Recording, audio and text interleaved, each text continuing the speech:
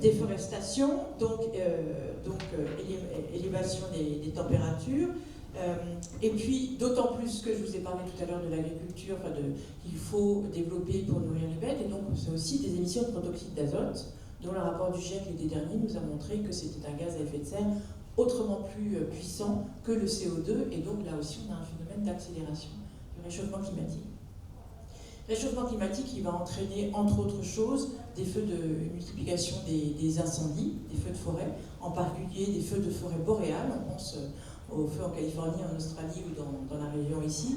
On pense moins aux feux de forêt boréales, c'est-à-dire en région arctique, qui sont de plus en plus importants chaque année et qui ont pour effet d'émettre beaucoup de cendres, évidemment. Ces cendres viennent se redéposer sur l'Arctique. Et donc l'effet de réverbération que joue la calotte glaciaire, que doit jouer la calotte glaciaire, eh bien, diminue. Ce qui fait que ça amplifie à nouveau l'effet de serre, et c'est pour ça aussi que les régions polaires sont en réalité, le phénomène de réchauffement climatique affecte beaucoup plus les régions polaires, il est beaucoup plus marqué dans ces régions-là que dans d'autres régions. Et à propos de température, je ne sais pas si vous avez vu, mais l'été dernier, il a plu à 3000 mètres d'altitude au Groenland. C'était jamais, à l'échelle de l'histoire humaine, ça n'était jamais arrivé. On a dépassé 39 degrés l'année dernière, 39 degrés au nord du cercle arctique. Inédit également. Autre effet, toujours dans le chapitre température, l'année dernière, cette année j'ai pas vu les registres, mais ça c'est certainement prévu aussi, on a vu au moins 2 villes où la température de 35 degrés humides a été atteinte. 35 degrés humides, c'est extrêmement important. C'est un ratio, évidemment, entre une température et un seuil d'humidité, donc c'est pas forcément 35, ça peut être 34 avec un certain seuil d'humidité ou 36 avec... Parce qu'on vit très bien à 40 sec, un climat sec à 40 degrés est tout à fait vivable. Et cette température de 35 degrés humides, c'est un ratio extrêmement critique parce que c'est le seuil au-delà duquel la vie humaine n'est plus possible.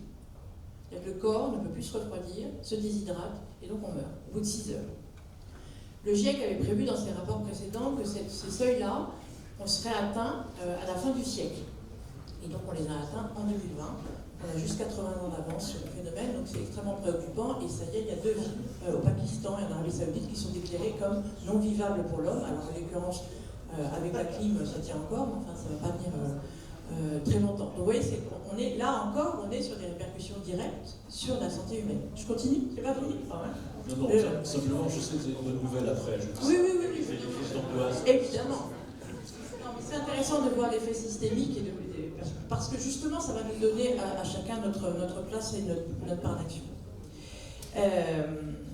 Réchauffement dans les régions polaires, je l'ai dit, et donc dégel des sols toujours gelés, le pergélisol, qui a lui-même plusieurs effets. D'abord, ça relâche dans l'atmosphère beaucoup de méthane. Les sols gelés contiennent énormément de méthane, donc le fait que ça dégèle, vous avez vu ces images de trous absolument béants, d'effondrement des sols, et qui relâchent dans l'atmosphère beaucoup de méthane, qui est un gaz à effet de serre, lui aussi extrêmement puissant, beaucoup plus puissant, 8 fois plus puissant que le CO2. Et puis, autre conséquence, c'est quand ces sols se dégèlent, c'est le dégel des carcasses qui sont enfuies dans ces sols gelés. Vous avez des carcasses d'animaux qui sont enfuies depuis des milliers, on a tous vu ces images des mammouths qu'on a sortis de Sibérie, etc. Il y a des tas de carcasses qui sont comme ça dans la glace ou enterrées dans les sols gelés, et qui, en ressortant à la faveur en étant libérés de la glace, eh bien, libèrent aussi les virus, les bactéries, les bacilles dont ils étaient porteurs, parce que ceux-là ne sont pas morts. Ils sont gelés, mais ils ne sont pas morts. Et on a vu par exemple en 2016 une épidémie d'anthrax qui a décimé les troupeaux de rennes en Laponie. Et quand on a regardé le bacille qui était responsable de cette épidémie de rennes, eh bien il datait du XVIIIe siècle. Vous voyez un peu ce que ça... Donc là aussi, on est sur un lien santé. Autre effet, et là on en parle beaucoup parce que c'est en train d'être confirmé, c'est le dérèglement du Gulf Stream. Je vous rappelle que le Gulf Stream, c'est notre thermostat, surtout dans l'Atlantique Nord. Enfin évidemment dans l'Atlantique Nord, puisque c'est là qu'il se situe, mais ça veut dire une accentuation des dérèglements. Donc là aussi, on a éventuellement des impacts importants sur la régulation, les systèmes de régulation atmosphérique, et aussi sur fait que nous vivions dans des climats tempérés peut être remis en cause, ce qui veut dire aussi des phénomènes d'anomalies climatiques, les pluies qu'on voit, les déluges, des périodes de très chaudes, des périodes très froides. Donc tout ça est appelé à se multiplier. Et puis dernier lien, alors donc les catastrophes naturelles, là aussi évidemment un lien avec la santé au sens accident de vie, on le sait.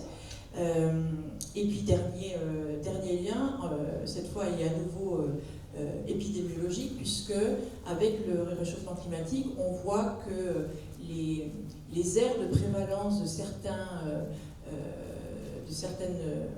pathologies évoluent parce que les vecteurs de ces pathologies évoluent. Je pense en particulier à la tique ou évidemment aux moustiques qui mutent et dont les agents infectieux, le métabolisme s'accélère, l'aspect infectant se modifie, s'accélère, et donc on voit que le moustique, le Psalmodium falciparum par exemple, monte de plus en plus en altitude parce que maintenant le réchauffement climatique, il fait de plus en plus chaud en altitude, etc., etc. Et donc on a des risques d'épidémies accrues dans des régions qui jusque-là étaient épargnées, de dengue, de paludisme, de chikungunya, de Zika, d'encéphalite de la tique, etc., etc. Enfin, que des choses tout à fait réjouissantes.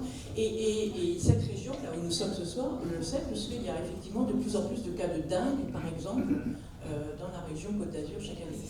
Donc c'est quelque chose d'extrêmement concret, on est au début. Voilà, donc alors après dire que c'est une pirouette de l'esprit, je ne crois pas. Je crois que c'est vraiment, on est dans un phénomène systémique, et l'évolution de l'environnement est un déterminant absolument majeur pour la santé publique. D'accord, donc si vous voyez des carcasses de mammouths en sortant, c'est normal. Il ne faut pas que. C'est pas la peine d'avoir quelques craintes. Ça fait partie de la marche de l'histoire, mais c'est une marche où on le verra qu'on peut heureusement modifier et qu'il y a des raisons, sans faire de jeu de mots sur votre nom, qui nous permettent de redresser la barre, si j'ose dire. Alors, on a bien compris qu'il y avait une relation évidente entre l'homme et la nature, mais que parfois ça ne se passe pas toujours très très bien. Et la question que je voulais vous poser, c'est est-ce que l'homme est une partie de la nature, ou est-ce que la nature, elle peut vivre finalement sans l'homme? Je pense que la réponse, elle est très simple. Là, pour le coup, je vais faire une réponse très courte. La nature peut très bien vivre sans nous. Nous ne pouvons pas vivre sans elle. D'où la conférence ce soir. C'est-à-dire que se poser la question de l'environnement, c'est se poser la question de l'avenir de l'homme. Il ne s'agit pas de sauver... Enfin, si, il y en a probablement, on peut sauver l'environnement parce qu'on estime qu'on a hérité d'une planète et qu'il faut la préserver en tant que planète. Mais en réalité, égoïstement, si je puis dire, pour l'humanité, si elle se préoccupe de son propre sort, elle est contrainte de se préoccuper de l'environnement, de l'état de la planète, puisqu'elle en dépend pour son économie, pour son alimentation, pour son mode de vie, etc. Donc on est complètement dépendant. Ce qui nous attend pour restaurer, pour avancer, pour avoir finalement un avenir digne de ce nom, est-ce que c'est pas un travail de Romain? Et pourquoi je pose la question? Oui, alors évidemment, le travail de Romain vous faites allusion à quelque chose que je vous ai raconté en préparant cet entretien, qui est l'histoire de la chute de Rome. Je ne sais pas, vous avez dû apprendre que la chute de Rome, enfin moi j'ai appris ça en tout cas à l'école, était